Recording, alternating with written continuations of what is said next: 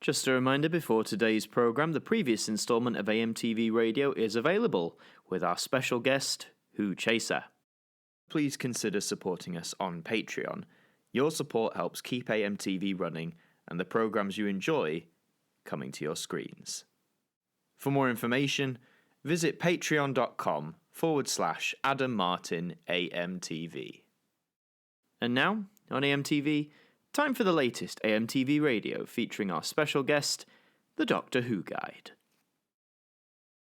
The following programme is rated U. It is suitable for all audiences.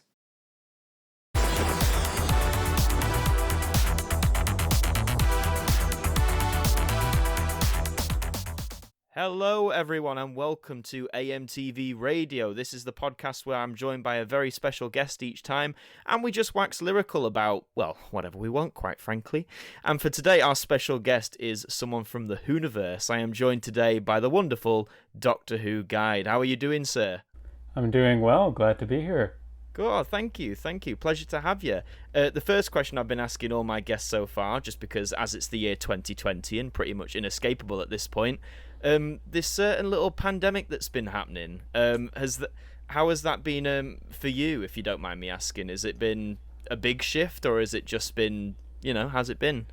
Oh, well, I'd be lying if I said it wasn't a big shift. But what's been funny for me is that, a lot of people, they had their sort of lives thrown upside down because they were very social and going out more, and maybe now they have less work and are sort of going stir crazy by spending time in the house. But I was already rather introverted and my work was all online, so it's gotten to be more work for me in the sense that there have been so many watch-alongs, and there's I've done 30 something live streams in the past 2.5 months, and more people are online, so there's more pressure to make more videos about more stuff.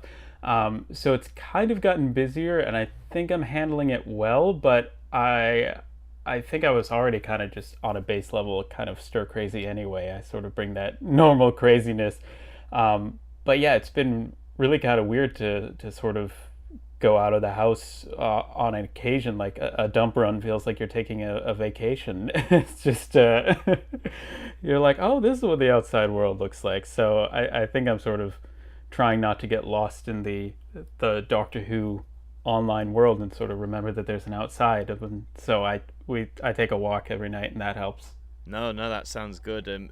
It's like you say, I think for those of us especially who are more creative on the YouTube space, where making content, as it takes up quite a lot of your time, and especially if you're putting out regular content. I know for me at least, when everything kicked off here in the UK, I ramped up my YouTube production constantly. I was going from making maybe 2 videos a week to every day, just because I was well, I've got the time and there's nothing else to do. So, but like you say, I think some days I definitely lost that sense of there is an outside world. I can actually go out and get fresh air and do exercise. But yeah, I think like you say, it's about finding that middle line, isn't it? About not being productive but not losing yourself.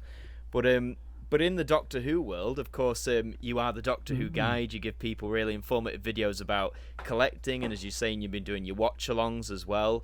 For those of you who may be listening who might not know your channel or what you do you want to just give a brief description of how you got started or what it is you specialize in, so to speak?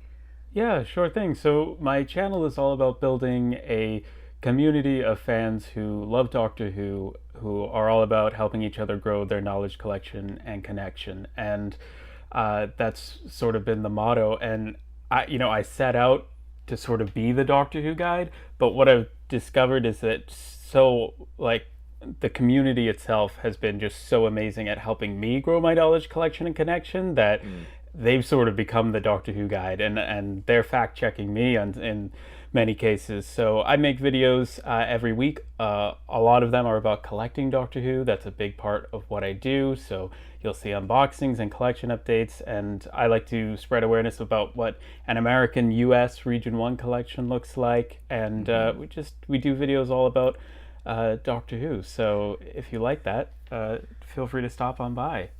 No, for sure. I've been one of the ones I find the most interesting that I've seen that you do is when you say get some DVD sets, but from like or different countries, you wouldn't expect. So like not just the UK and the US, but other I find that so interesting because I think unless you're in that market itself, you don't really know what those releases look like. So with videos like those, I mean, for anyone listening who's into Doctor Who stuff, I'd highly checking out those videos in particular, just because it's so interesting, as you explain in your videos, to see like the subtle differences or the changes and stuff. It's remarkable. I mean, what made you want to get like those releases from say different countries that weren't just the UK and the US? Well, I think I grew up and it was just natural to collect the DVDs that were in the US, but I was always looking up collection videos of UK collections, and these colorful Region 2 DVDs that you could flip the covers inside out so that they would line up, or they came with booklets, and so I was just always fascinated by what else was out there. I think for a lot of UK fans, you get kind of the premium stuff most of the time, not all the time. There are some very cool foreign releases, which I will definitely get into. But I think for a lot of people, they're like, why would you bother collecting DVDs that are outside of your country? And my answer has been because they're often cooler, and it's just so fun because in the UK you guys get something like 30 something box sets. In the US it's only like 6 box sets, and I recently got some DVDs from Thailand, which I'm very excited about. They're new series releases, but in my collection I've got Brazilian releases, Mexican DVDs, I've got Australian and German and Dutch DVDs. It's mad.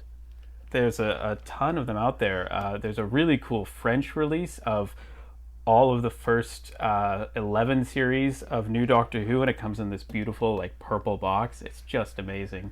Oh man, that's what I mean. Like, so anyone who's listening who thinks, oh, it's just the UK and the US, absolutely not. Like, check these releases out.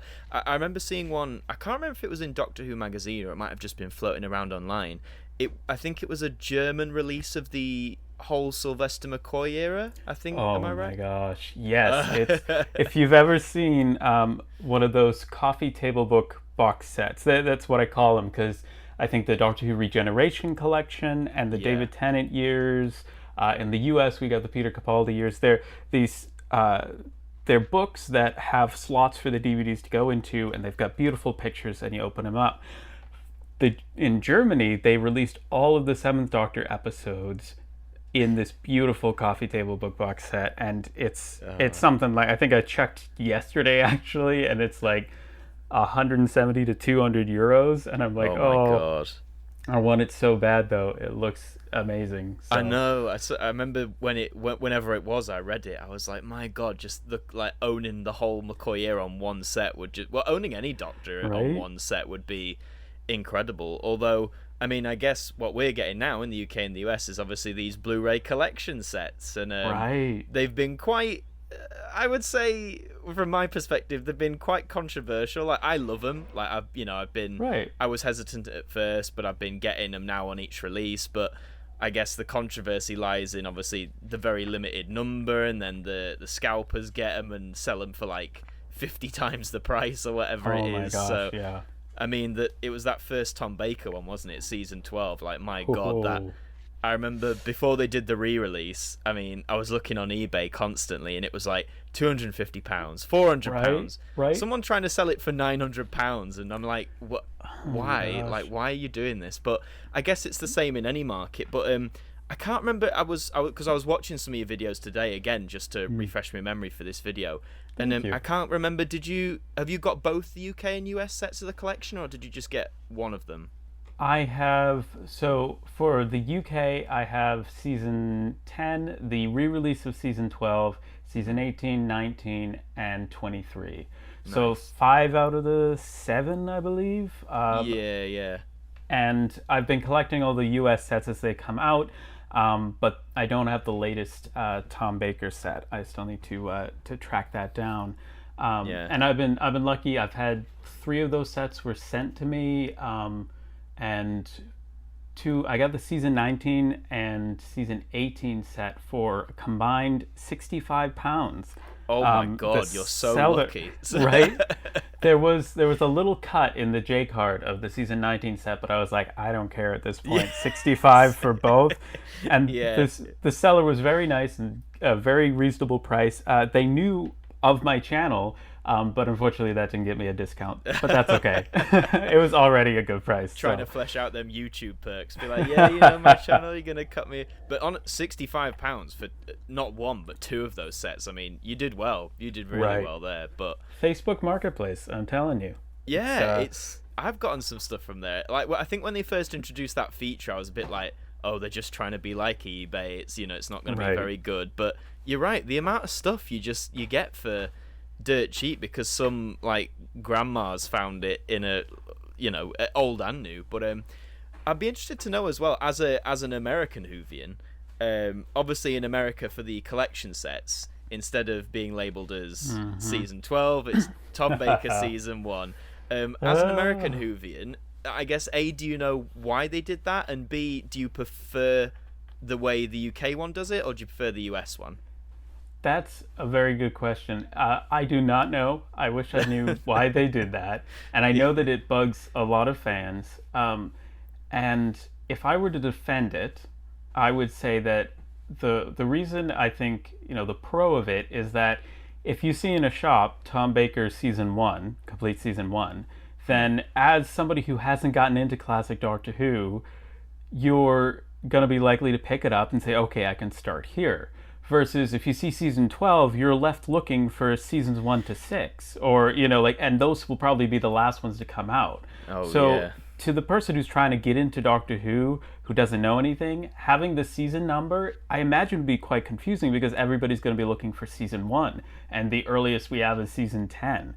That being said, is the audience for these releases, especially the limited ones, going to be people getting into Doctor Who? It's most likely going to be fans upgrading their collections. Yeah. But for the US, it's a little different because the releases aren't limited. Now, most of them, I think most of them have stayed in a reasonable price range. I think some of them have stayed around $60. But compared to what getting the DVDs used to be, like, oh my gosh, in the UK I see them £6, £7 for the rest of your life. They will remain that price. Yeah. And that's like $10. But in the US, there's like 60 or 70 Doctor Who DVDs that are like $30, $40, $50 a piece. And you go into Barnes & Noble, it's like $25 for not even a special edition DVD. And I'm like, oh, this hurts my wallet so much. So it's a very exciting thing to see these Blu-ray releases not be limited in the US and be a way that people can get into Doctor Who without breaking the bank on 160 DVDs. So I'm excited about like getting more people into classic Doctor Who through these Blu-ray releases, but the reason the US sets still don't work is because they're not releasing them in order. So if it was Tom Baker complete season 1, complete season 2, that wouldn't be confusing. But we've got John Pertwee complete season 4, and who knows when the next one will come out. So it's still a confusing, no matter how you slice or dice it, it's just confusing. They've just, I mean, anything with Doctor, it's very rarely in order, is it? I mean, it's funny you mentioned that though about I'm shocked here that, as you say, collecting the DVDs used to be so expensive, and you're right, here in the UK, I mean, it is like £6 now. But I mean, when I first started getting into Classic Who, I was about 9. It was just after I got into Doctor Who from the revival, the Chris Eccleston revival. Watched that when it came on, loved it. And of course, as many young people did, when Chris Eccleston turned into David Tennant, I was like, what's going on? You know, like, who's this guy? And my dad, who of course had seen the classic series when he was a kid, was like, oh, you know, this is a thing, this happens, there's been many before him. So I was like, what do you mean? So then that was the process of getting into Classic Who, and my first DVD was the original release of the Three Doctors. And I know people like to diss the Three Doctors for various reasons, but I love it. So I think it's partly because it was the first Classic Who I watched, but I just love it. And that was a gift. But I remember the next 10 years collecting DVDs, because, you know, you're growing up, you haven't got much disposable income. They were expensive. I remember getting the original release of Remembrance of the Daleks, which I don't know if you know, like I think it was like the 2001 release, which was like really bare bones, like there was Oh hardly yeah. any special Screen features. grab for a cover. Oh god, yeah. I mean, of like the destroyed Imperial Dalek, it's like, well, this looks terrible. But I remember buying that for £12 at the age of like 12. I saved up like all my pocket money, and they were like that for ages. So it's funny. I don't know why they've suddenly gone for it, because Doctor Who was big. You know, we'd had the revival. David Tennant was in full swing, but for some reason, Classic Who in the UK for such a long time, I'd say until I think it was about the 50th when they started coming down to like the £6, £7. But yeah, why they were so expensive for so long was just.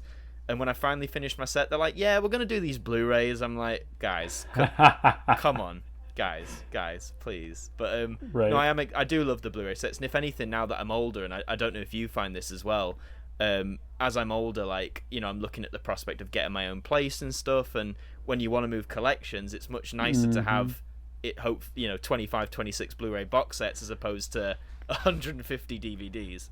Right. So, No. I've recently had to move my set from sort of one room to the other as we sort of relocated for, like, you know, if at fair, like, my sister came home from college, so she had to quarantine, so we were sort of just moving things around in the house to make room for whoever, you know, was needing to be sort of isolated in one part of the house for a period of time. So I've moved my collection like several times, and oh my gosh, you get such a workout going from like one end of the house down 2 flights of stairs and up again, and it's like you don't realize it, but especially VHSs and it's a workout. It's a workout. I'm like, props to you for keeping the VHSs, because I think I know, right? I started down that route, like, for some reason halfway through collecting DVDs. I think I got like one VHS for like £1 at a charity thing, and I was like, yeah, I'll grab the VHSs as well. Don't know why I decided to do that. I got about 20 releases in and was like, yeah, nah, I'll pass. But do you have all the VHSs now? I do. I was recently sent the last one I needed to get. I don't have all like the Peter Cushing spin-offs, but I've got all of the if it has a full Doctor Who episode on it, I've got it now, and it's around 160 VHSs, and I started collecting Doctor Who, classic Doctor Who, on VHS because, like you say, you know, you're young. I was basically spending my allowance, which was like $4 a week. And on Amazon back then, now VHSs are annoyingly expensive. It's like, this doesn't make sense. There are DVDs, there are Blu-rays, there's BritBox. Like, why are VHSs expensive? But back then, you could get one for, I kid you not, like, it was a penny and $3.99 shipping. So it added up to $4 exactly. So every weekend, I would buy a Doctor Who VHS, and that's how I started. And then a friend of mine was like, you know, DVDs last longer, and I was like, oh, you're right. And as I got more, I was like, I think I was just used to that, in the habit of buying VHSs every week then. But yeah, I then got into collecting DVDs, and thankfully, you know, I'm a completionist, and people are like, why do you have original editions? Why, when you have a special edition, do you go back and get an original edition? And I'm just like, it's because I'm addicted at this point. But yeah. Hey, at least you admit that. You know, you're not in the denial phase anymore. So. Oh no. No, I know what you mean though about completionism. I mean, I've recently started down a very slippy road of. Oh boy. Are you aware of the modern series releases on Steelbook here in the UK? Are they in the US as well, or is that just a UK thing? I can't remember. Just a UK thing. There was one, it's called a tin here, which I know you guys have VHS tins, but this is a steelbook. It's for the complete series 4, and it's got this like golden beehive design. It's not as nice as the newest one for the UK, but that's the only one we get in the US. So. Oh man. Well, I mean, I remember when they started doing them. I think it was about 2 years. I think at the same time as the Blu-ray collection started, actually. But you know, season 1 came out and it was like £25, and I was like, no. I was like, no. I own season 1 on DVD. I don't need it on Blu-ray. I'm a pass. Season 2 came out with David Tennant. I was like, this looks nice, but I don't need it. And then Oh it's been no. going on and on and on, and I don't know what it is, but like, you know when you have those moments where like a switch in your head just like flicks, and I think it is the space thing. I was looking at the modern series DVDs because they're like bulky things. They Here are in the so UK. bulky. Oh my god, like literally VHS size. Some of them, Oh apart from yeah. like Put one or two. VHSs to shame. I know, but I think it was Matt Smith's second season, Series 6 has just come out. Yeah. And I was looking at it and I was like, okay, it's £27. Am I doing this? And I was like, yeah, I'm doing. And I was looking back, I was like, surely it won't be as bad as the collection. Oh no. Oh my. Well, do you know what? Seasons 3, 4, and 5, not too bad. No. Bit more pricey than when they came out. Right. But, Maybe manageable. double or. Yeah, double, like, yeah, but season 1 and 2, I don't know what's going on there. Like, season 1, £200, like, Oh my gosh. minimum. And I know it's going to annoy me because, like yourself, I'm a completionist, so I've started this thing, and I'll get all, like, the modern ones, and obviously now I'll keep up to date, so when they do, like, a season 7 and all that, I'll just get them straight away, but it's just those hindsight moments, innit, when you start kicking yourself, like, why didn't I just buy it when it all started and I wouldn't be having this mess? But hindsight's a wonderful thing. But it is, but there's also like a certain, you have to have a certain amount of like expendable income at the time when these things come out. Like if you're trying to keep up with the DVD releases, the Blu-rays, the books, the all the big finish, like you really have to pick and choose as a Doctor Who fan. I mean, unless you happen to be lucky enough that you have that amount of income to keep up with everything. So I think it's just that sort of thing of like you focus on one thing. Like I collect Doctor Who on DVD, but I don't collect Big Finish on CD. I'll get the downloads when they're on sale. But like you just sort of have to pick an area, and sometimes you pick the wrong area or you don't get on board with something. But Series 9, that steelbook is, that is expensive as well. Well, it makes me wonder because, they've been going through the modern series, doing the re-releases with, like, the modern Jodie logo and all this sort of stuff. They're probably going to do Series 7 because that didn't have a steelbook. And same with Capaldi's first, Series 8. But I wonder when we get to, like, 9 and 10, which technically have had releases, it's like, are they going to do it again but with the modern logo, or are they just going to leave it? I kind of want them to do Series 9 just because, like you said, that thing is ridiculously expensive. Right. But part of me thinks they'll just get past Series 8 and think, well, we've already done this, so why do we need to do it again? But so that's why I'm like, I didn't realize that.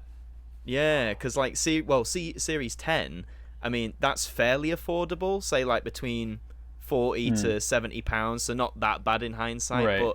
But again, it's like, do I want to buy that when there's even a vague chance that they might re-release it? It's just, I think that's the problem, isn't it? I mean, let's face it, when the DVD's finished and a lot of Classic Who was shot on video, I mean, come on, a lot of us thought they can't put these on Blu-ray. What's the point? And then they're like, hey, we're putting them on Blu-ray. So yeah, but I mean, that's the world of collecting. They get your money once, and then they'll find new ways to do it all over again. But I tell you what, the moment you complete your steelbooks, they're gonna say, you know what, we're gonna do the collection releases for the new series. We'll do that, and they're gonna release them again. No.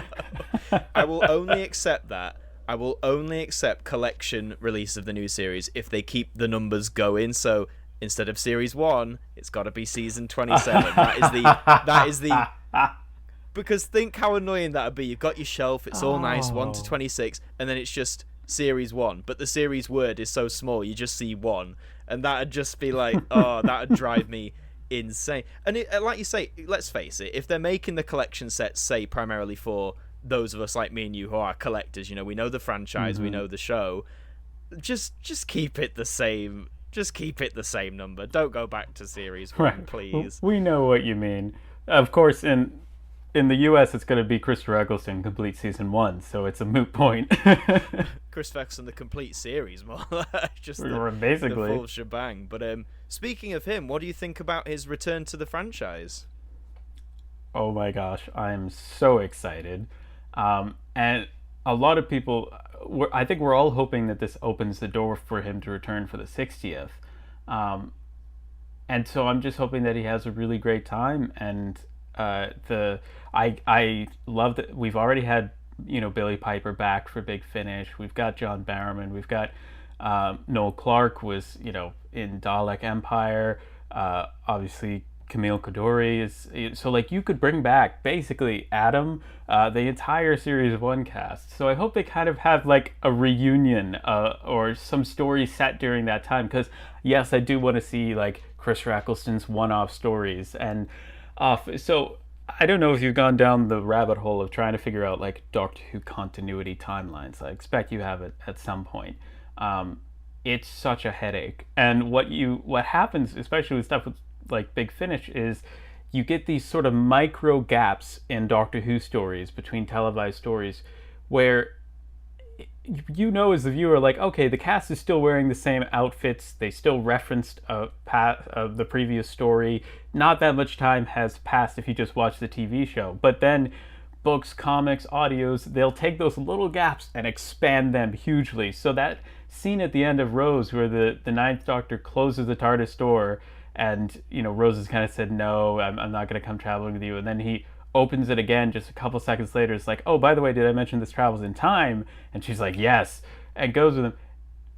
Everybody just wants to place so many adventures for Chris Eccleston in that spot, and I'm like, I understand the temptation, but the way it plays out on scene, I think it's almost comical to have him be like, really disappointed that you turned him down, and then go and have like years worth of travels and adventures, and then one day just wake up in the middle of the night and be like, shoot, I didn't tell her it travels through time, and then flies the TARDIS back to that exact moment, opens up the door, he's old, he's wrinkly, he's haggard, he's been throughout the universe, and he's like, did I mention it travels through time?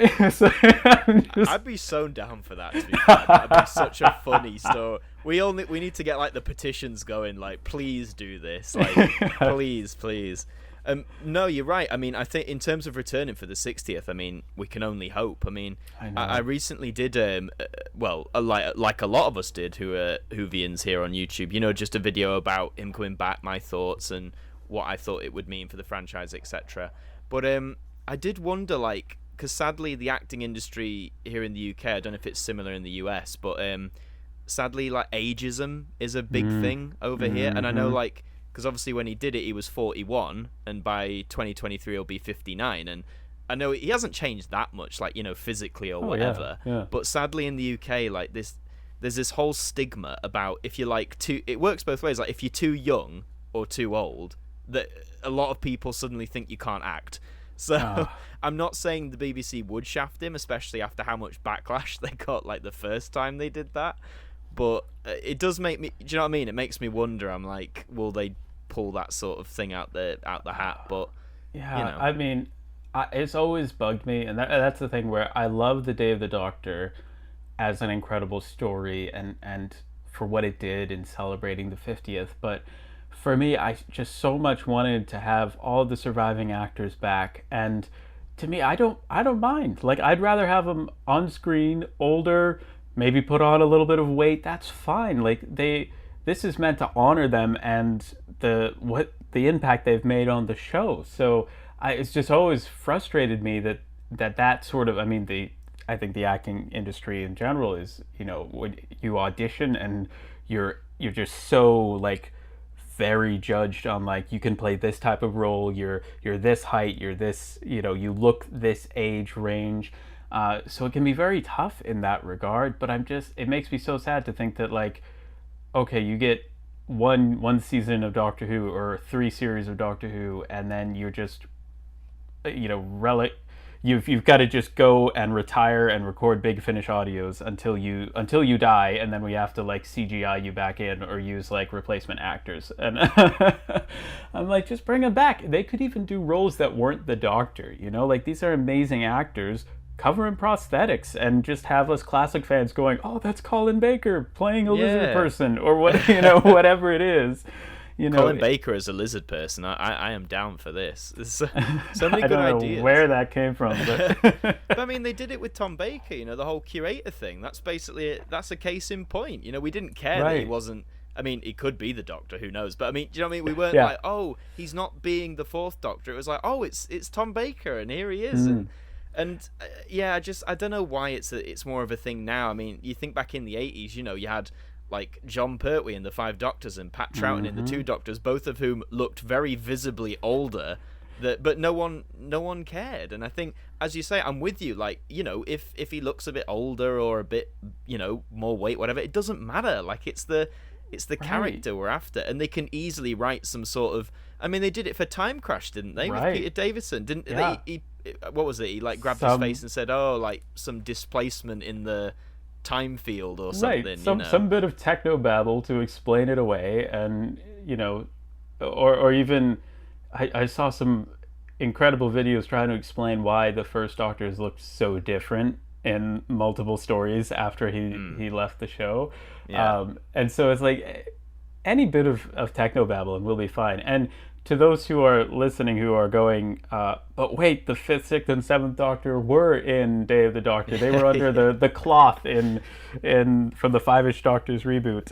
Yes, you are right, but I want those actors back in the show in more than just underneath the cloth. We actually Retconned we actually want to see their faces, you know. We have to know that they're actually there. But no, absolutely. I mean, the biggest, well, I don't know if you saw the biggest scandal, I think, here about ageism in the acting industry. Do you know the film Chicken Run? Oh yeah, love it. So Chicken Run, obviously, as we've just said, like really great film, you know, classic film. They're doing the sequel, and you know, you just think all the cast will be coming back because they're all still here, etc. Well,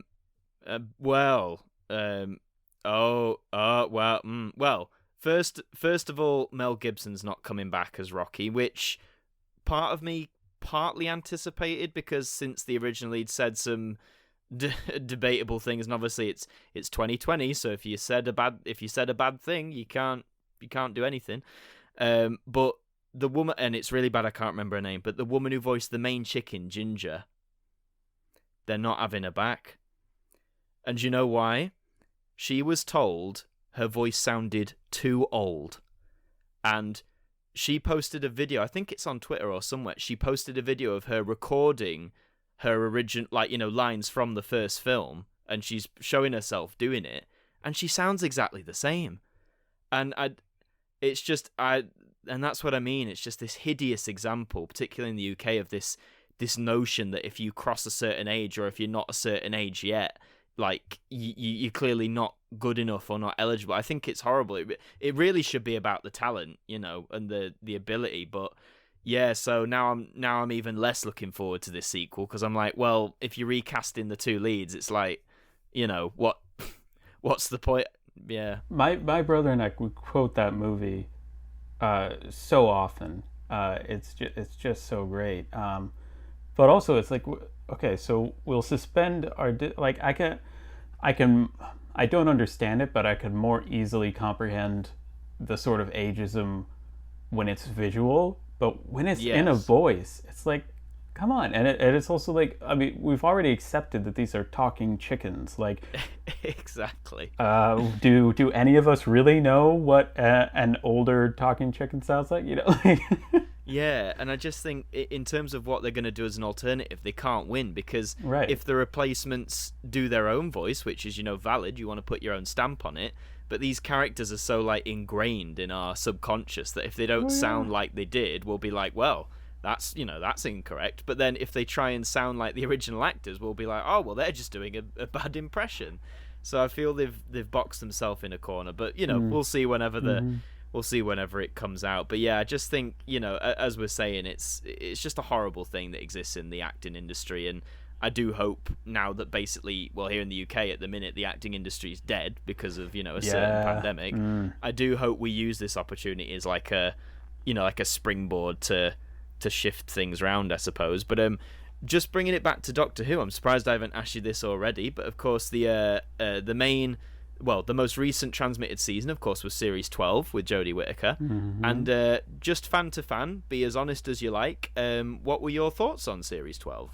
Yeah, so any Doctor Who back is obviously just so exciting when you have new episodes on TV. I'm grateful for for every time that we get that. Only 10 episodes of series is frustrating to me.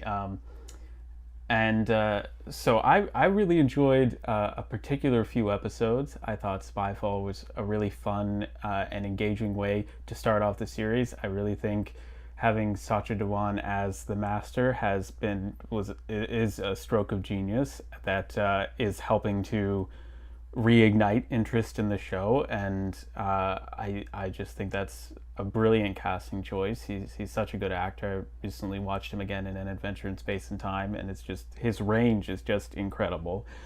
He's quickly becoming one of my favorite masters, and I loved Fugitive of the Judoon. Unfortunately, I will not spoil the episode for those who haven't seen it yet, but there were two major things that you could spoil about the episode, and both of those were spoiled for me because I was just, how, I knew consciously, don't check social media, there are big things going on, there's a new episode on, and we watch it on Amazon Prime the next day because as a family we all like to watch it, but if we're just watching it when it's broadcast on BBC America or whatever, sometimes our schedules just don't work. So for Monday morning, I try and avoid social media, but sometimes it's just reflexive. You get a notification, you click on it, and then it was from one of the spoilers was on Twitter. That was my own fault. People were sharing the big reveal, and I'm like, I get that you're excited. It's frustrating, but I would I try not to share anything spoilery for 24 hours at least. But the other spoiler was an official Doctor Who channel YouTube video with a title that, blah, blah, blah returns. And I'm like, oh my gosh, thanks. I just saw the notification. So even though both things were spoiled for me for Fugitive, watching it through my family's eyes and knowing what was coming was almost in a way more exciting because I could get geared up for excitement for the episode. So I love that. Also The Haunting of Villa Diodati. I think that's a brilliant historical, and we really needed Cybermen to come back and be scary, and that design just nailed it. So I love those three episodes in particular. No, absolutely. I'm in the same vein as you, that, with Spyfall being really fun and Villa Diodati being exactly what we needed, at that point, right. I think. The thing that didn't disappoint me, but I was a bit surprised by it, and I'll just say now, anyone who hasn't seen Series 12 and plans on doing it, you're probably best to switch this off now, or I'll put a timestamp in, because I would like to discuss some of the more spoilery aspects. So you have been warned officially. Obviously in Villa Diodati and before that, we'd had the build-up of this lone Cyberman. When we see him in Villa, he's really scary. Right. I love the scene where Shelley's talking to him, and you think for a moment she's got him on side, the fake out. The fake out, but it's the things he says, talking about slitting his children's throats and stuff. I was like, geez, we've got a scary Cyberman again. Oh yeah. But then come the Timeless Children, everyone's favorite, the Timeless Children. Barring the other reveals in that episode, I just found it a shame the lone Cyberman was brushed aside so easily. Yeah. Because I was like, you've built up this figure for half the season, and in Ascension, it's coming to fruition. He's leading this army. He's got the Doctor on the back foot and all this sort of stuff. And I just really, because obviously the Master comes in at the end of Ascension, and I knew there was going to be some scenes between him and the lone Cyberman, but I really wanted him, I think, to be a bit more powerful than he ended up being. Yeah, I get that. Yeah. We sort of wanted a new cyber leader that could maybe return in a couple episodes, a couple series or something. And not just another throwaway scene with, the Cybermen are back, but we'll wave our hand and they'll just fall down, and it's a bit I love the return of the tissue compression eliminator. If that's what it's called, TCE. Yeah, that's it. Yeah, TCE. Yeah. I love that, but it sort of presents itself. It's sort of like the sonic screwdriver in that it can very easily become a Deus Ex Machina for just dealing with some big threat. And you'd really think that the Doctor, in however old she is now, in all those years, would have come up with a reverse for that, but a tissue expansion something, Oh, or something yeah, like that. yeah. But I guess not. Obviously, there's a lot of controversy about like what went down in sort of the expansion of what we knew of the Doctor's history. And my feeling when watching the episode was mostly of relief, because I was very worried that they were going the route of like sort of rewriting and replacing, like the first Doctor is no longer the first Doctor, and all of that. I think there was that fear. So when I saw that it was essentially just trying to flesh out what happened before and say that there were many other Doctors before this cycle that we have come to know and love, that was sort of a moment of relief for me, that like, okay, well, that's not as bad as it could have been. And I think that if you're going to try and go down that route of changing what we know of Doctor Who continuity, I think that was the sort of least harmful way you could have gone about doing such a big thing like that. So I know that a fair amount of some vocal members of the community have been very disappointed by that sort of rewriting, but I was just sort of relieved that it wasn't sort of worse than that. I had a great theory about Ruth being a CIA regeneration of the Doctor. The Celestial Intervention Agency hires Patrick Troughton for a while. That's why he looks old in the Two Doctors and has his own whistle for the TARDIS. The famous season 6B theory. I was like, well, what if the second Doctor regenerates into Ruth? That's why her TARDIS looks like the police box. And Ruth does some work for the CIA and the Time Lords, which is sort of hinted at in Fugitive of the June. She then quits and isn't working for the Time Lords anymore, and that's when we see her in Fugitive. But then, once the Time Lords catch up with her or her work is done, they erase her memory, and the third Doctor goes on thinking that he was the Doctor after Patrick Troughton. And it works because we haven't seen that regeneration. And everybody is like, oh, but we see the Doctor fall out of the TARDIS in Patrick Troughton's clothes. But if you look at it, the clothes aren't... They kind of match up pretty well with the Ruth Doctor's, black sort of coat and pants. So that's the theory I was hoping that the route that I was hoping they would have gone. But they went a different route. So I'd love to know what your thoughts are on that. Sure. Well, honestly, I'm very glad you explained it in the way you did, because I feel my sentiments in that sense are the same. That I remember there was the rumors, weren't there, before it aired about there's this big thing where they're gonna like basically erase the history we know and replace it with something else. And like you, I think by the end of it, it was that phrase a lot of people bound about of it changes everything, but also changes nothing at the same time. Right. And yeah, I think the big thing I've tried to explain to whether it's friends or people I've had conversations with online is that, the big gripe seems to be, people saying, oh, well, this means William Hartnell isn't the first Doctor anymore. I would argue he is, in the sense that, all those lives pre-Hartnell, like the Timeless Child lives, as far as we know or can gather, none of those past incarnations referred to themselves as the Doctor. Whereas when eventually, the life was rebooted to the incarnation that came to be known as Hartnell, that was the life where, he first took the title. So if you're going on a title basis, I would say William Hartnell is still the first Doctor, not necessarily the first incarnation, but the first Doctor, if that makes sense. So right. I thought that was pretty safe. The only thing in the way for me was the Ruth Doctor, like in terms of that theory, because obviously, she goes by the title of the Doctor, she's got a police box TARDIS and all this sort of stuff. I was more leaning in your camp in the sense of the whole, the 6B theory, because that seemed to provide the most sense with the information we were given. Although the only thing of the 6B thing that gets me is, so say that is the case, it was part of the CIA and all that sort of stuff.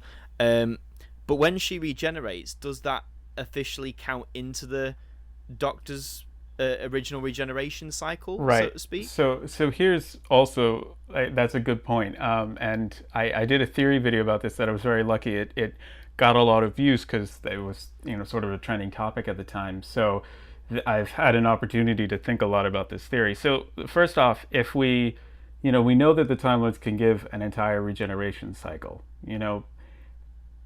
surely if they can do that, it's not so far-fetched to imagine that this secret government organization of the Time Lords can dole out one regeneration at a time. If they, it's like, I don't know, is it just like a single, like, well, we've got this needle that injects 13 regenerations at a time, and we haven't really figured out how to make it do less than that, so have fun. Maybe that's where the Morbius doctors come from. But No, don't get started, on the Morbius doctor. Everyone will be ranting at us saying, no, it's not this, it's right, that. It's right.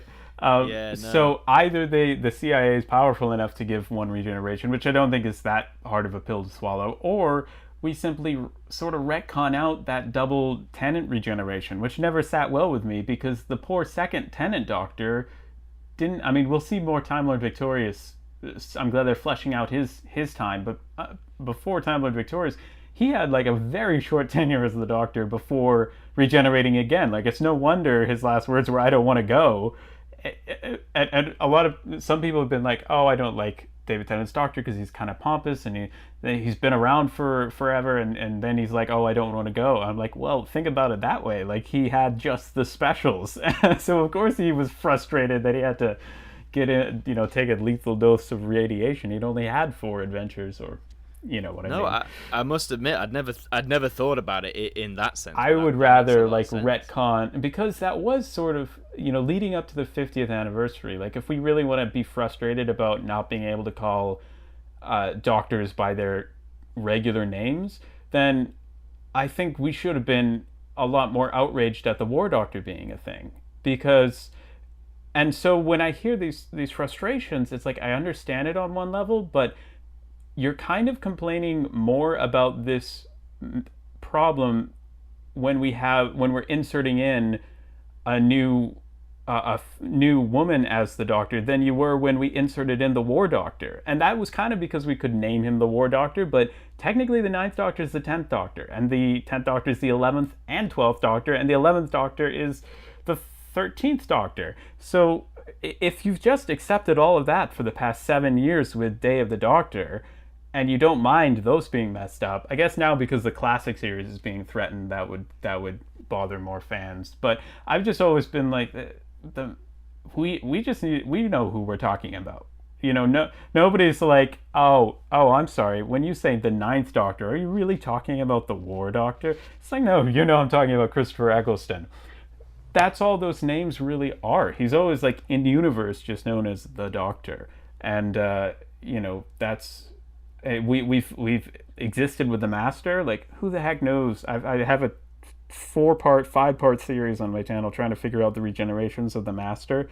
What a headache! It's just we all just call him the Master, and we somehow managed to survive. So, I do feel for that, because I'm like very into continuity and timelines, and I want the whole Doctor Who universe to make sense.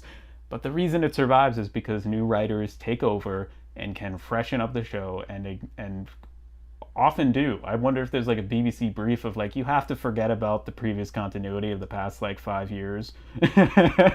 Like, if that's if that's an instruction for being a writer on Doctor Who. Well, the claims that annoy me is that you see some, as you say, vocal, we'll use the polite word, the vocal fans, is, saying, Jodie Whittaker and Chris Chibnall are out to destroy Doctor Who. And it's like, well, these people are employed by the BBC. It's kind of, their job and giving them income, so why would they want to destroy it? That was one thing, but the thing that also got me was, I don't know if you ever saw after the Timeless Children went out, the whole thing of, oh, well, this renders Matt Smith's, the end of Matt Smith's time with the, giving him another cycle. He's like, well, that renders it useless, because if the Doctor's the Timeless Child, they've got an unlimited number. And I don't think it was explicitly said in the episode, but I took away from it quite quickly the whole... how the Timeless Child in the beginning did have unlimited regenerations, and it was the whole thing of Tecteun discovering that, but then when she passed it on to a race, limiting it to 12 regenerations. I don't think they said it, but I instantly took away with, so when they reset the Doctor to the Hartnell incarnation, they also took away that immortality, because if Tecteun's discovered the secret, so to speak, she can control it. Why does she need the Timeless Child to be unlimited anymore, Oh if that yeah. makes sense. So I thought straight away, I was like, okay, well that that fits in. So the Matt Right. Smith thing still stands. And But some if anything, it does give more explanation for why we have, sort of the alternate doctors, the Schalke doctor. There are multiple Ninth yeah, Doctors. There are the Brain and Morbius doctors, and they're all just things that we previously ignored, but now we can kind of retcon them in. they're all canon. Curse of Fatal Death, Rowan Atkinson, and all Oh the my others, gosh. all canon. I Best want 15 Rowan. minutes of Doctor Who. I want Rowan Atkinson back as the Doctor. Like, Could you imagine if he even just did like a cameo in like a Jodie Whittaker episode, just pops up? I know. I kind of want him to play it like, sort of like a cross between Johnny English and Mr. Bean. Like, I just love the idea of him, like, sort of like how Jar Jar Binks in the prequels, like, survives the fight with the droids by just, like, pure comedy. And, like, I just want that to be, like, Mr. Bean as the Doctor, like, bumping into Daleks and, like, accidentally electrocuting some monster or something. Like, I just think that would be hilarious. That would be incredible. Honestly, that's. So we've had so many good ideas on this show already. We need to get these submitted to the right. the BBC, Where are the petitions? But I know we need to get them started. Going back to what you said about Chris Chibnall and Jodie Whittaker, I see, because I talk with my family about this a lot, because we sort of bring different perspectives to it, and I'm part of being a Doctor Who YouTuber is you see this news and you realize the implications of it, because you're going to be sharing it with hopefully hundreds or thousands of other people. So you hear this news and you're sort of like, okay, what's sort of going to be the fallout from this, because I'm in this space, I'm going to be experiencing it, there are going to be comments. So I agree that the writing for Series 11, and I think it definitely improved for Series 12, but the writing, especially for The Woman Who Fell to Earth, I think needed to be stronger. I think they needed to start the series off on an episode like Rosa, on an episode like The Demons of the Punjab. I really think it needed to be stronger because so much was riding on it, and perhaps unfairly. I definitely think unfairly, because it's a woman as the Doctor. It's going to be judged more harshly. I think it needed to be better, and I've seen the episode 13 times because for a live stream, I had this terrible idea the night before to say, what if I watched the 13th Doctor's first episode 13 times in a row? And I'd watched it the day before, when it first, the day after on Amazon Prime with my family. And then I was like, so could I, the next day I was going to watch it in theaters, because that's a cool thing, that, talk about something that you get in the US that you don't often get in the UK. I was lucky enough that in my area they were showing The Woman Who Fell to Earth in theaters, and so I knew I was going to see it the next day, and I was like, if I put in enough time, I could watch this episode 11 more times before getting to the theater to watch it for the final 12th time, and then I'll have seen the episode 13 times. So I live streamed it, and it's very hard to make a live stream entertaining when you're essentially just watching an episode. And now that I do more watch-alongs, I'm talking in the chat. I'm sort of talking over the episode. It's half paying attention to it. But back then I was just gonna watch it. So I actually started playing Monopoly like 4 or 5 hours in, and I'm like, this is pretty bad when you start playing Doctor Who Monopoly to make your stream more entertaining. So I've seen the episode a lot, and I just think that somewhere along the line, I just wanted them to think maybe not having a monster covered in teeth named Tim Shaw is going to give the best impression for the 13th Doctor. So I can talk on the level of, like, I wish that the writing was better. Now, to everybody who's saying Chris Chibnall is a terrible writer, Jodie Whittaker is a terrible actor, that is just not true. If you've seen their shows, their extensive work, and I know Broadchurch gets cited a lot, the show is very well written, Jodie Whittaker is an incredible actress. Don't tell me otherwise. Like, it's just mean. It's just mean. I will talk about Doctor Who with you, but let's keep it in the realm of being respectful. And like a podcast with this, like, I hope that when you're on the internet with comments that can be, print screened and shared for the rest of eternity, or you're saying something on a podcast or an episode, I try, not always, but I try to talk about an episode as I would if I were talking with the actors and the people who made those episodes present. So I can say that I'm frustrated that the series wasn't more well written for Jodie's Doctor, and that the messaging, even though I might agree with it, that it was, I wish that it could have been more subtle. That being said, Peter Capaldi had plenty of speech moments that he got a free pass on. He wasn't called preachy, and he had anti-war speeches. There were just so many instances of topics in Doctor Who that are not new, but that are being picked on now for Jodie Whittaker's Doctor. So I do wish that they gave her more to work with, which I think they did in Series 12. The story arc of her, she had darker moments, and villains alike. When you have a cheerful, fun, bouncy Doctor, darker villains help to balance that out. So getting the Master, the lone Cybermen, and they took lives. They actually caused harm.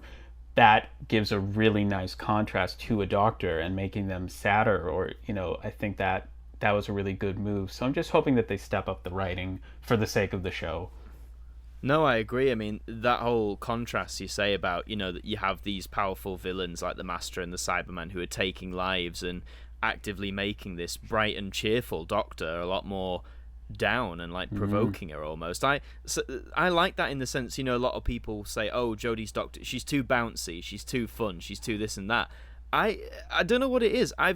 Right from the get-go, I never personally had a problem with how bouncy she was all the time. I thought, compared to Capaldi, now I love Capaldi's my favourite Doctor. I think he's the best actor who's ever taken on the role, in my opinion. But because on the whole, he was quite a darker Doctor. A bit more stern, a bit more started a bit out more that gruff. way.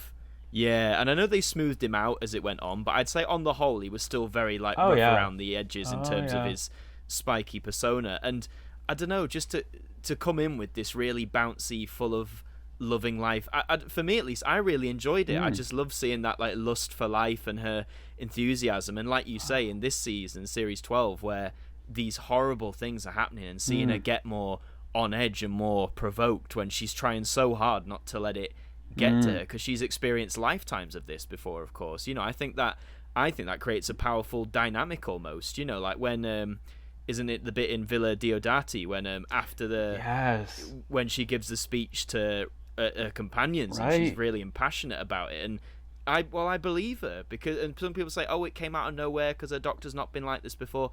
I think that helped it be more believable, because when you have a character who's always trying to be bright and bouncy and just loving of life, and then something like that happens on a scale where they can't ignore it, I don't know, I just find scenes like that a lot more powerful as a result, and her performance certainly lived up to it for me. But yes, I do agree with you in the sense of hopefully they will strengthen the writing as time goes on, whenever they decide to make the next one. I think it's been indefinitely postponed here, sadly, because of the pandemic, which is, I mean, I know we're getting the Christmas special, which is, nice they've got it in the can, but it does make me wonder when we will get the Series 13 of Doctor Who. It might be 2022 for all we know now, which will drive us fans crazy to no end, probably, but because we don't like long gaps. Oh my gosh, yeah. It's a tough one, but what I am aware we're getting closer to an hour, but one more thing to ask you is your personal choice for the Doctor who comes after Jodie. If you could pick anyone, who would you pick? That's a good question. And it's hard to answer, isn't it? It's so hard to answer.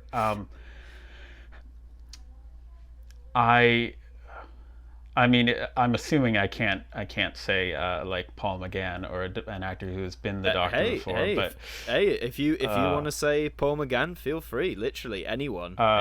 William Hartnell. We'll have a séance. We'll bring him back. I mean, I've already said I would love Rowan Atkinson. That would just be amazing. I think Olivia Coleman, and I mean, so many Doctor Who actors have been in Broadchurch, but I really think she has just incredible acting chops to pull off whatever type of Doctor they want to do next, because you always have an interesting choice with casting the next Doctor, not just now, who you're going to have play it, but also like in the attitude, are you going to go from we went from a very young and sort of energetic Matt Smith, again, bouncy and energetic. Nobody commented on that when Matt Smith was the Doctor. He sort of became a more sad Doctor towards the end of his era, but Capaldi was then older and darker, and so I get why you would choose to go sort of the other direction. So I just think somebody who has the acting chops to go in whatever way they want, I think she would be a great choice. No, definitely. I mean, amazingly, I think it was just after Jodie had been cast and Olivia Coleman was a frontrunner, I think, or she was definitely in the rumour pile. Yeah. And there were comments saying, oh, but she's been in Doctor Who before in the 11th hour. And I'm like, we're still doing this argument? Like, after Colin Baker, after Peter Capaldi being in Doctor Who and Torchwood, for God's sake, like, we're still doing this? Like, oh, if they've been in Doctor Who, they can't be the Doctor. Do you know, it's such a stupid argument. Yeah. It's really, like, if you've got imagination, you'll be able to suspend your disbelief enough that this person who looks quite similar to this other character in the same show is a different character. Exactly. It's just... We had Karen Gillan in Fires of Pompeii. We had exactly Freema Agyeman in Army of Ghosts and Doomsday. Just the universe is vast and complicated, and sometimes things just happen, and we call them casting choices. Yeah, absolutely. I was just so baffled. You know what I mean? After everything, it's like, why are we still calling attention to this? Like, it's and especially in the 11th hour, she's in it for what, like 5 minutes? Oh yeah, like not she's a lot. She's not in it for very long. No. But she certainly has different teeth as well. Oh no, well, definitely. I mean, the Whoniverse works in mysterious ways. But yeah, I mean, I honestly, mate, before we wrap up, I want to say as well, thank you again so much for coming on. It's been a real pleasure chatting with you, honestly. And but I want to say as well, your work, I think, is really inspiring in the sense, like you said at the beginning, that you really want to create this positive, environment and community for Doctor Who fans, old and new, just to share knowledge and all, all that sort of stuff. I think that's really admirable, because I think, with all the social media we have now, I think fandom debates, whether they're about Doctor Who or anything really, can get so easily lost when the medium is just by text. Right. Like, I know I've done it myself. I'll hold my hands up and say I'm guilty of, if someone hasn't agreed with me, I might have written something that I would look back and think, oh, that was a bit pointless or a bit silly. I just think and especially with obviously Jodie's casting being so divisive in the current season, I think it's easy for people to look at the Doctor Who fandom and think that's a fandom I don't want to be a part of. But I am glad though there are creators like yourself and other WhoTubers out there who are still promoting this accessible, inclusive idea of the Doctor Who community. I think it's very important now more than ever as well. And again, I think by doing this, by us two talking to each other like this, I think it opens up that medium more, in the sense that we're not misconstruing anything we say because we can hear each other, we know the intentions behind the words, whereas maybe by a text it could get lost. I mean, and I hope we can do it more. I'm actually in the near future, hopefully, there's another YouTuber who has done, he's not primarily a WhoTuber, but he's done Doctor Who related stuff, and I messaged him about coming on the show. And funnily enough, he messaged me saying, oh, just so you know, I've seen some of your videos and we've got quite opposing views on the Jodie era. If you're cool with that, I'll come on, but just so you know. And I was like, if we've got different views, great. Let's talk about it. I'll listen to you. I'll hear what you've got to say. Do you know what I mean? I think we need to make that. We need to make that more of a space that, people can dislike the show, of course they can, just not being nasty or being like personally attacking people. It's well, thank you so much for those kind words. I got chills because that there's an attitude of it's something you hear when you go to I don't go camping at all. The outdoors frightens me, but I can't bring my DVDs with me. There's no internet. But the idea of you go to a campfire and you leave the place better than when you found it, and that's always that's been my goal, and what I try and do is to leave the community a better place than when I found it. And I am very lucky that I got into the show through Modern Doctor Who, and that's when I watched it. My dad found it on Netflix and showed it to us in 2007, 2008.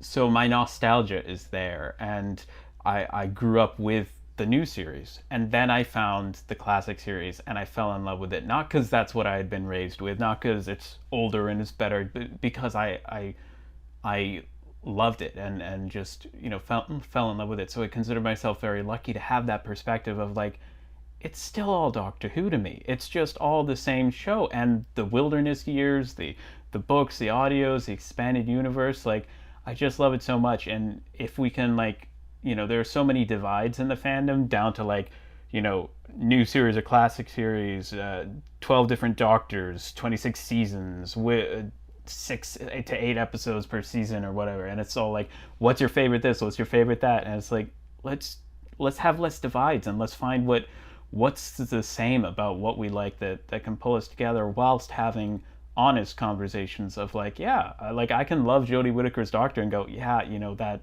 I wish the writing for that had been better, or yeah, that wasn't very subtle. But, you know, to also balance it with, you know, I know this is the first female Doctor. I need to work through my own, just having been brought up in a sexist society. I need to work through my own problems with sexism, or with racism. Like, none of us are free from those things. So I want to just, as a default, check my own opinions and sort of see if they need to be smoothed out, because, you know, by saying, would I say this about a man, or would I say this about somebody who's not a person of color? So I'm so grateful that I could come on here, and I'm so grateful to you for having me. This has been really fun. I could talk about Doctor Who for ages, so thank you.